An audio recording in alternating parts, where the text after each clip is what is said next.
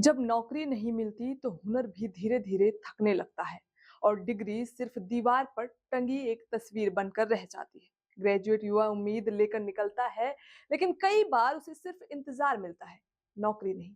यही इंतजार धीरे धीरे हताशा में बदलने लगता है और सवाल उठता है, क्या भारत में पढ़ाई और रोजगार के बीच दूरी लगातार बढ़ रही है? नमस्कार, आप देख रहे हैं आर एन टीवी नेशनल। मैं हूं आपके साथ प्रज्ञा पांडे। आज हम समझेंगे भारत में बेरोजगारी सिर्फ आंकड़ा नहीं, बल्कि एक बदलता हुआ सामाजिक और आर्थिक संकट क्यों बनता जा रहा है। बेरोजगारी का असली मतलब क्या है? बेरोजगारी को आमतौर पर तीन शर्तों पर परिभाषित किया जाता है। पहला, व्यक्ति के पास काम नहीं होना। दूसरा, काम करने के लिए उपलब्ध होना। और तीसरा, सक्रिय रूप से नौकरी की तलाश करना। लेकिन भारत के संदर्भ में यह परिभाषा पूरी तस्वीर नहीं दिखाती। कई अर्थशास्त्री मानते हैं कि भारत में असली समस्या सिर्फ बेरोजगारी नहीं, बल्कि अंडर एम्प्लॉयमेंट यानी कम या अस्थिर रोजगार है। यहाँ लाखों लोग काम तो कर रहे हैं, लेकिन बेहद कम वेतन या अपनी योग्यता से नीचे के काम में। भारत की बेरोजगारी दर के आंकड़े। सरकारी संस्था एनएसओ के पीएलएफएस सर्वे के मुताबिक अप्रैल 2026 में बेरोजगारी दर 5.6% रहा। 2025 की औसत दर 3.1%। 2024 में यह 3.3% थी। शिक्षित बेरोजगारी दर 6.5%। वहीं सीएमआईई के अनुसार मई 2026 में बेरोजगारी दर 6.85%। आरबीआई के आंकड़े बताते हैं 2017-18 में 47 करोड़ लोग काम कर रहे थे। 2023-24 में यह संख्या बढ़कर 64 करोड़ हो गई। यानी रोजगार भी बढ़ा है, लेकिन तस्वीर पूरी तरह एक जैसी नहीं है। आंकड़ों में अंतर क्यों है? पीएलएफएस, सीएमआईई और आरबीआई तीनों के आंकड़े अलग हैं, क्योंकि हर संस्था का सर्वे करने का तरीका अलग है। किसी को रोजगार माना जाए, इसकी परिभाषा भी अलग है। समय और सैंपलिंग अलग होती है, इसलिए एक ही समय में अलग अलग आंकड़े सामने आते हैं। लेकिन असली तस्वीर आंकड़ों से आगे जाती है। राजस्थान में 53,000 चपरासी पदों के लिए 24.76 लाख आवेदन हुए। हरियाणा में 15,000 रुपए की सफाई भर्ती में 4 लाख आवेदन, हजारों ग्रेजुएट शामिल। एयर इंडिया भर्ती में हजारों युवा वॉक इन इंटरव्यू में पहुंचे, भीड़ बेकाबू हो गई। उड़ीसा में भी 187 होमगार्ड पदों के लिए 8,000 से ज्यादा आवेदन, पोस्ट ग्रेजुएट भी जिसमें शामिल थे। यह सिर्फ नौकरी नहीं, एक बड़ी बेचैनी की तस्वीर दिख रही है।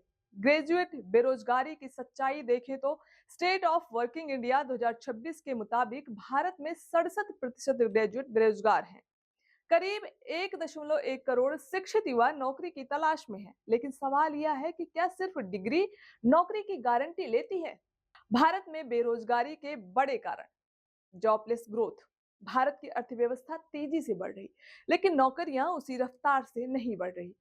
जीडीपी 5 से 8% बढ़ी, रोजगार वृद्धि सिर्फ 1%। एचएसबीसी के अनुसार अगले 10 साल में भारत को 7 करोड़ नई नौकरियां चाहिए। Skill gap. सिर्फ 56% ग्रेजुएट्स एम्प्लॉयबल हैं। 44% के पास डिग्री है, लेकिन जरूरी स्किल्स नहीं। मैन्युफैक्चरिंग का कमजोर होना। 2017 में 5 करोड़ रोजगार, 2021 में 2.73 करोड़।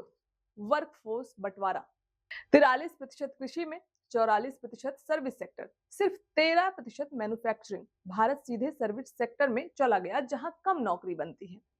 Demographic pressure. हर साल 1 करोड़ युवा नौकरी बाजार में है। हर साल चाहिए 90 लाख नई नौकरियां। डेमोग्राफिक डिविडेंड अब दबाव बनाता दिख रहा है। Female workforce gap. पुरुष भागीदारी 80%, महिला भागीदारी 40%। और स्किल्स के मामले में महिलाएं आगे हैं, लेकिन अवसर कम है। आखिर समाधान क्या है? बेरोजगारी की इस चुनौती से निपटने के लिए एक्सपर्ट्स और अर्थशास्त्री कई अहम सुझाव देते हैं। सबसे पहले बात होती है लेबर इंटेंसिव मैन्युफैक्चरिंग। इसका मतलब ऐसे उद्योग को बढ़ावा देना जहां मशीनों से ज्यादा इंसानों की जरूरत होती, जैसे टेक्सटाइल, फुटवेयर, लेदर, फर्नीचर और जेम्स एंड ज्वेलरी सेक्टर। ये सेक्टर बड़े पैमाने पर रोजगार पैदा करने की क्षमता रखते हैं, खासकर कम और मध्यम स्किल वाले युवाओं के लिए। इसके बाद आता है चीन मॉडल, जिसे अक्सर एक उदाहरण के तौर पर देखा जाता है। 1980 के बाद चीन ने स्पेशल इकोनॉमिक जोन्स यानी सेज बनाए, विदेशी निवेश को बढ़ावा दिया और फैक्ट्री आधारित रोजगार को तेजी से विस्तार दिया। इसके साथ साथ वोकेशनल ट्रेनिंग पर जोर देकर उन्होंने करोड़ों लोगों को स्किल्ड वर्कफोर्स में बदला। तीसरा महत्वपूर्ण पहलू है एमएसएमई सेक्टर का विस्तार। भारत में पहले से ही करीब 6.5 करोड़ एमएसएमई यूनिट्स काम कर रही, जो लगभग 10 करोड़ लोगों को रोजगार दे रही। अगर इन्हें सही नीतिगत समर्थन, आसान लोन और मार्केट एक्सेस मिले तो यह सेक्टर कई गुना ज्यादा रोजगार पैदा कर सकता है, खासकर छोटे शहरों और ग्रामीण इलाकों में।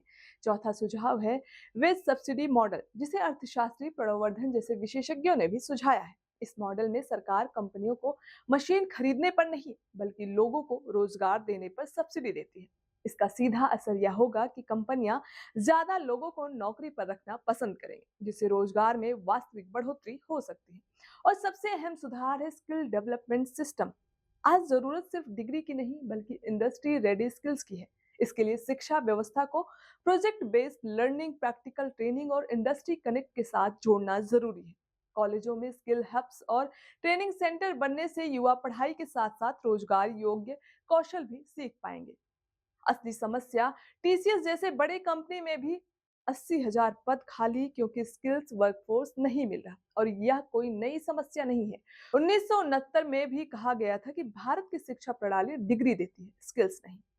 तो सवाल सिर्फ बेरोजगारी का नहीं, सवाल यह है कि क्या भारत की शिक्षा, उद्योग और रोजगार एक दूसरे से जुड़े हुए हैं। जब तक डिग्री और स्किल के बीच की दूरी खत्म नहीं होगी और जब तक रोजगार सिर्फ आंकड़ा नहीं, अवसर नहीं बनेगा, तब तक यह सवाल बार बार लौटकर आता रहेगा। क्या भारत वाकई रोजगार पैदा कर रहा है या सिर्फ बेरोजगार ग्रेजुएट्स तैयार कर रहा है? आपको क्या लगता है? अपनी राय हमें कमेंट में जरूर बताएं। फिलहाल के लिए इतना ही। खबरों के अपडेट्स के लिए जुड़े रहें आरएन टीवी नेशनल के साथ।